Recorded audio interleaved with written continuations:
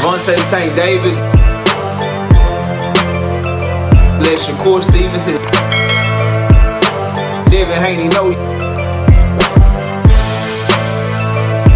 y'all ain't built like that, bro.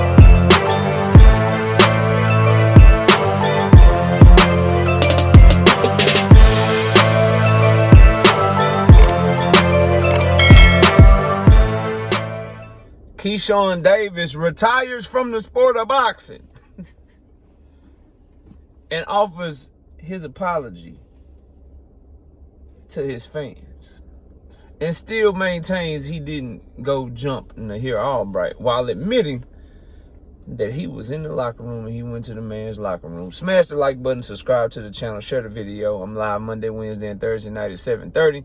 I'm also live Sunday mornings with the singing OG KQKC Boxing Network. Sunday mornings, 9 a.m. Central Standard Time. Join the channel as a member. Drop super chats and super thanks when you come by the live streams and the videos that we do. And hit me up if you want to debate. The email address is knockoutboxing86@yahoo.com. Let's get it cracking. So, Keyshawn Davis went on IG Live. I didn't see it over there. I saw it on Fight Hub, I believe it was. And it's about 13-minute long, the live that he did. And he was addressing everything, talked about why he stepped away for almost 2 months, and everything he'd been dealing with. He fake retired. He apologized to his fans, and he said a lot. Let me start with this, bro. The Nahir Albright situation. He admitted that he went into Nahir Albright's locker room, but he claims that they didn't jump him. He had no business in that man's locker room unless he was going to be, you know, a mature young man and just congratulate the man on his victory. But if he was emotionally charged, he said during the live stream it's hard for him to take a L. He shouldn't have went in there. He shouldn't have went in there. I do worry about Keyshawn Davis because, number one, he didn't even take the L.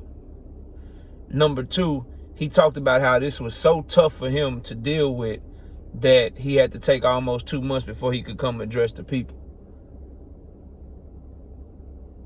And he's talked about his mental issues with having suicidal thoughts or wanting to hurt himself and stuff like that. And I'm starting to wonder if mentally boxing is for him, meaning there's some people that's better than him. He's not going to finish his career undefeated if he fights the fights that we want to see him fight. And I can't help but wonder what happens when he loses. When he's actually the one that loses, or if he's the one that gets knocked out. Because the internet is ruthless. Like, if he gets a meme made out of him, right? If he gets cooked on social media the way that we see Shakur Stevenson get cooked, or the way we see a Devin Haney get cooked, or the way we see a Tank Davis get cooked, or the way we see a Terrence Crawford get cooked, how is he going to respond to that, bro? That's the first thing that crossed my mind is like, yo, you coming across mad mentally weak right now, bro. Mad, like real mentally weak. If you can't take criticism, or if you can't take people talking about you, then you might need the front run and fight opponents that you know you can beat. Because if he get in the ring with somebody that got some smoke for him and they end up putting it on him, I just want to see if he gonna crash out and see how he react. I believe it's 2 ways that you handle people or handle the spotlight or whatever, in whatever genre that you in. I'm not bragging when I say we have one of the biggest platforms in boxing talk here on YouTube. Like, it's not the biggest, but it dang sure ain't the smallest. And the point that I'm making is, I get a lot of criticism. I get a lot of people that talk noise about me. And I feel like when you in that position, you got 2 ways you can handle it. And I've already made my my decision. I handle that by going straight at it. Oh, you think I don't know what I'm talking about? Oh, you coming at me? Come prove me wrong then. Right? That's how I carry it. Or there's another way to carry it that I think is correct, is you just ignore it and you do you. I do a little bit of both. I keep doing me no matter what, dropping my videos, doing my live streams, talking my boxing, standing on my opinion. And if it's smoke, then I address that and I'm right at it too. I think Keyshawn Davis needs to decide what's best for him. You either gonna ignore this and just push forward, or address it live and direct and go straight at it. But you can't do this in between stuff. It's like he wanted to address it, but then he don't want to address it. But then he say something about it like a week later, or like maybe 3 or 4 days after the incident happened with the Here Albright and he missed weight by 4 pounds or whatever. And then he go away for a long time. But then now he's back. But he's back just to say that he's about to go away again. Like, bro, you gotta do something better than that. You feel what I'm saying? His retirement, quote unquote retirement. I find it funny, right, that, and this is just what I think is going to happen, because this just happened like 12 hours ago, right? It's 8 o'clock in the morning right now. And when this happened, I don't think, number one, it's getting nearly the traction that what Rick Glazer said about Gervonta Tank Davis. And I don't think people are going to take Keyshawn as serious as they taking the Tank shit. You got Rick Glazer, who don't know shit that's going on with Tank, telling you some shit. And people take it more serious and run with it way more than what I'm seeing so far. Because it's early in the morning. Maybe it'll be some videos get dropped, some live streams get done between now and another day. Maybe that might happen, right? But this Keyshawn stuff not getting nearly the traction that the Tank stuff got the other day. And Tank ain't even the one that said it, but Keyshawn said it himself. So I find that very interesting. And we all know the reason is because one of them is Tank and the other one was Keyshawn, and people don't care about Keyshawn as much as they care about Tank. As far as him retiring, this is what fighters do for some reason, bro. Fake retire. What other skills Keyshawn Davis got? All the stuff I said about Tank Davis retirement also apply to Keyshawn, bro. Maybe not, obviously not on as big of a scale as Tank, but I don't take him serious because, number one, what else can Keyshawn Davis do to get the type of money that he would get boxing?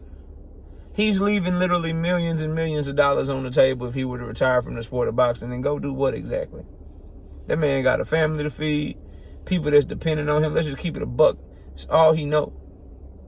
Secondly, he's still in his prime. That man ain't took a whole lot of punishment. He got like 14, 15 fights. He 25, 26 years old, 25, I believe. Boy, you in the middle of your prime. A lot of people would argue you ain't even hit your prime yet, because you usually hit your prime in your late 20s to your early 30s. Man, you young as hell. He ain't finna retire. He just talking. Giving us something to talk about. Giving us a video here to make. I don't take it serious at all. Think of all the retirements that we've had, bro. Shakur Stevenson fake retired. Tank Davis spoke on retirement. Keyshawn Davis is now speaking on retirement.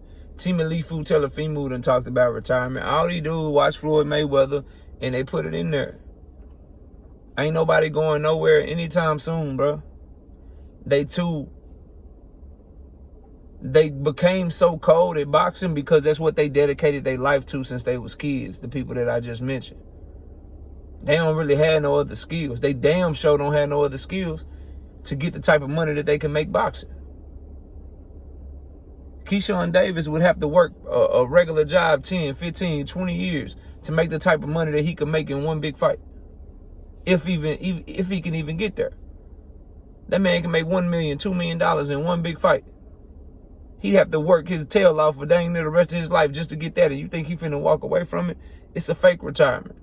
What I will say is, it's August 2nd. I do want to know what him. We know what Abdullah Mason is doing. I want to know what Team Alifu is doing. Richard Torres, Emiliano Vargas, all these fighters that signed the Top Rank. What is Top Rank doing with them for the rest of the year, bro? Where are the deals at? Where are they gonna be streaming their fights from? I can only imagine if Premier Boxing Champions had ended their Showtime stint and didn't have the Amazon Prime deal already announced. I wonder how people will react to it. What's going on over at Top Rank? Y'all's last fight card was the Xander Zayas card a couple weeks ago. What's next, bro? Y'all ain't got no shows coming up in August, September, October, November, December. Like, what are y'all doing? And maybe that's why Keyshawn Davis said, I don't know. If y'all want to see me, post it back. Post a video. That's what he said on there. So, yes, bro, we want to see you, Keyshawn. And I'm going to end the video like this. And this is the last thing I'm going to say. Boxing is better with Keyshawn Davis fighting. It's better with him popping his ish. He's very charismatic. He got a lot of superstar qualities. The young man can really fight. Right? Am I a fan of his? I'm not a huge Keyshawn Davis fan. I'm a fan of how he fight, though. For sure. I love the way that he fight, bro. When he getting it cracking. But he got to get his head on straight. He needs to mature up, wise up. He needs to never have what happened at that fight with Nahir Albright happen again. He needs to be professional, make weight. And if he can't make weight, do everything he can to make weight so that it looks like he's trying, so his opponent will still want to go through the fight. And just move forward. People aren't really interested in what Keyshawn Davis has to say right now. We're interested in what he's going to do. Right? And coming out and announcing a fake retirement, that ain't it, bro. Whoever allowed him to do that, whoever told him that was the move, that was not the move. What he should have been doing, he could have said, hey, I missed weight. I really cared even though it didn't look like I missed weight. I do apologize to my fans for missing weight and all the people that tried to pay to watch me fight. I'm sorry I didn't get to perform for y'all that night. To Nahir Albright, you lying on my name. We shouldn't have went in your locker room, but we did not jump you. That is not true. And I can't wait to get back in the ring and show y'all. I'm just going to get in the lab and show y'all. Can't wait to have my next fight. I'm over here working. But I want to show y'all what I'm going to do instead of just telling y'all what I'm going to do. And leave it at that. The fake retirement just further makes people question where your mental is at. You had the first bout of adversity in your entire career and you already talking about retiring at 25 years old.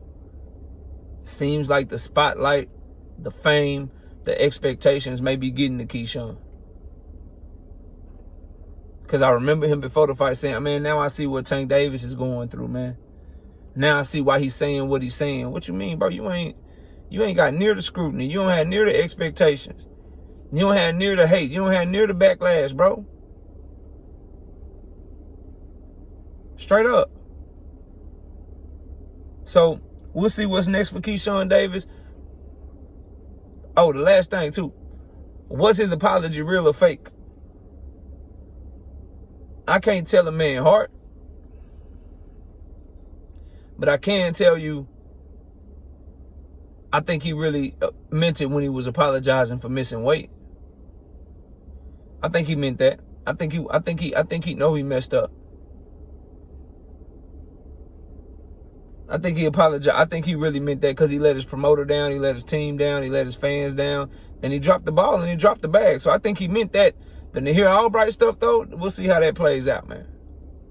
We'll see how that plays out. In the retirement shit, I'd be willing to bet anybody that Keyshawn Davis is most definitely not retired and that he's going to fight again. But y'all let me know what y'all think. Comment below, smash like, sub to the channel. I'll see y'all soon.